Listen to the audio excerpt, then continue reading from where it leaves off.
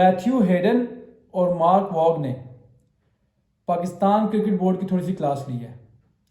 देखें, हम अभी कुछ लोग तो ऐसे हैं जिनको गोरा कॉम्प्लेक्स है, ठीक है, वो लोग तो बोलेंगे भाई बहुत अच्छा हो गया, ये हो गया, वो हो गया।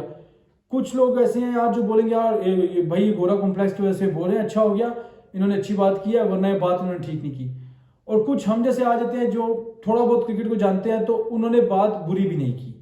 अब मार्क वॉग का वर्ल्ड कप के दौरान ही जब ये चैट लीक वाला सीन था ना, तब की बात है, मार्क वॉग ने उस टाइम भी बोला था कि यार अब कर क्या रहे हो, सही है, आपका कप्तान है वो, वर्ल्ड कप के दौरान ऐसे ही इन लोगों ने 2 नंबर घटिया, जो लफ्ज आप यूज करना चाहिए कर लें, वैसे इन्होंने वो भेजे होते हैं अपने जर्नलिस्ट, ठीक है।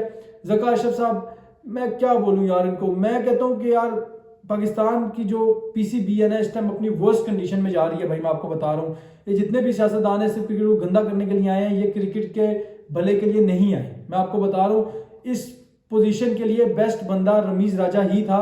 ये 80-90 साल का बुढ़ा नहीं था, ठीक है ना, ये 80-90 साल का बुढ़ा जिसकी अपनी शुगर मिलें चल रही है, इसको कोई लेना देना नहीं है पाकिस्तान क्रिकेट से। अब जो सुनने में आ रही है खबरें, उनके मुताबिक भाई साहब इनको वाकई ही में टके का इंटरेस्ट नहीं है क्रिकेट में। जो इनका सीन है ना, टोटल सीन ये है कि ये जरदारी के कुछ हैं, उसके बाद इनके बेटे को इंटरेस्ट है क्रिकेट में, ठीक है। अब ये बने हुए हैं, बेटा कहता है पापा ये कर दे तो पापा वो कर देते हैं, बेटा कहता है पापा ये कर दे तो पापा वो कर देते हैं, बात खत्म। इनका अपना कोई इतना खास लेना देना है नहीं। अब मार्क वॉग ने वर्ल्ड कप के दौरान ही पीसीबी को रगड़ा दिया था कि भाई ये कर क्या रहे हैं कि यार अपने प्लेयर को, अपने कप्तान को आप ऐसे जलील कर रहे हो, सही है, आपको चाहिए आप सब्र करो फिलहाल जब तक उसकी ये वर्ल्ड कप खत्म नहीं होता। वर्ल्ड कप खत्म होने के बाद आप उसको जो करना वो कर लेना। आज मैथ्यू हेडन भी निकल के आए हैं, वो भी कहते हैं कि यार बाबर के साथ जो इन लोगों ने किया है ऐसा होना नहीं चाहिए था। बाबर आप कह रहे हो बुरा कप्तान था, ये था वो था, भाई आपके जितने भी पुराने कैप्टन है ना, अब वही बात आती है यार, समझ में नहीं आती। बाबर की 48 पॉइंट कुछ की एवरेज है, ऑलमोस्ट 49-50 की एवरेज कर लें आप, 49-50 की एवरेज एज अ कैप्टन, ठीक है। ये मैं ऑल फॉर्मेट बात करूं, एक फॉर्मेट की बात नहीं कर रहा, ठीक है।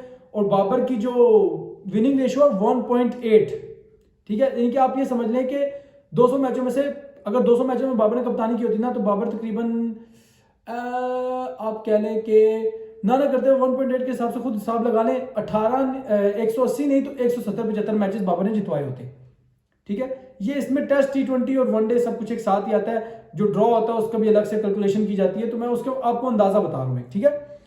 तो आपने बाबर को उस तरह से चांस दिया नहीं, ठीक है। अब उसके बाद सारी बातें अपनी जगह, पीसीबी ने जब बाबर ने रिजाइन किया, उसके बाद पीसीबी का ये काम बनता ही नहीं था कि भाई आप भौंकना शुरू कर दो बाबर के खिलाफ। हमने बाबर को बोला था आप टेस्ट की कप्तानी नहीं छोड़ें, आप वनडे और T20 की। भाई तुम पागल हो, बाबर पागल है, बाबर पागल है कि अपने सर पे बलि लेगा भाई, जो तुम लोग ऑस्ट्रेलिया में जाके, सबको पता है ऑस्ट्रेलिया में जाके आपने जलील होना है। मैं बताऊं as a Babar Azam fan, मुझे इतनी खुशी है ना बाबर एक कप्तानी छोड़ने पे, मैं आपको बता नहीं सकता। अब ये है ना कि अल्लाह ना, ऐसा तो होने वाली इंशाल्लाह मुझे यकीन है बाबर पे, इसीलिए मैं बाबर का फैन हूं कि यार बाबर ने रन्स करने हैं।